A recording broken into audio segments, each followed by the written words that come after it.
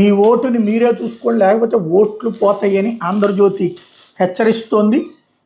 Sir special intensive revision ఈ పేరు వెంటనే దేశవ్యాప్తంగా ప్రతిపక్షాలు వణికిపోతున్నాయి, ఓట్లు గల్లంతైపోతాయని జనంలోనూ భయాలున్నాయి.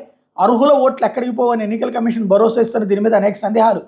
అప్రమత్తంగా లేకుండా నిజంగానే మన ఓటు గల్లంతయ్యే ప్రమాదం ఉంది. ఎందుకంటే నేను అసలైన ఓటర్ని నిరూపించుకోవాల్సిన బాధ్యత మందే.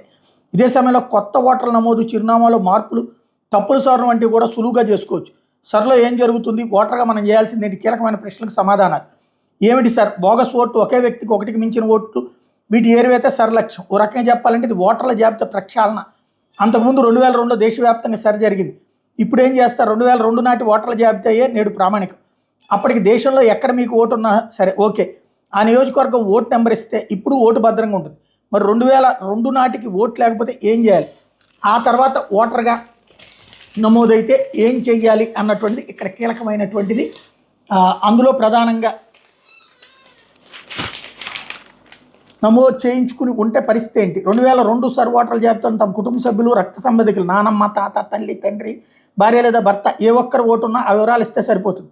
2002 నాటి సంగతి ఎలా తెలుస్తుందనే ప్రశ్నకు కూడా ఈసీ సమాధానం ఇచ్చింది.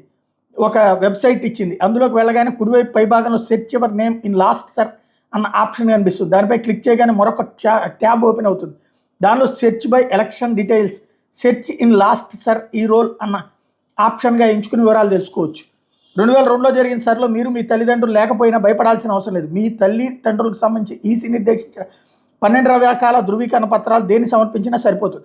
Aadhaar, ration card, 10th mark list, pension card, passport, bank passbook, driving licence, వాటిలో ఏదో ఒకటి చూపించవచ్చు.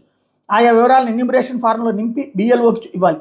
సర్వ ఓటర్ల జాబితా నుంచి పై ఓటర్లు పేర్కొన్న వివరాలను సరిచూసుకున్నారని BLO కూడా ధృవీకరించాల్సి ఉంటుంది. ఏ దశలోనైనా ఓటర్ లేదా BLO ఉద్దేశపూర్వకంగా తప్పు చేస్తే మాత్రం ఇబ్బందులు తప్పవు అన్నటువంటిది ఎక్స్ప్లెయిన్ చేసింది.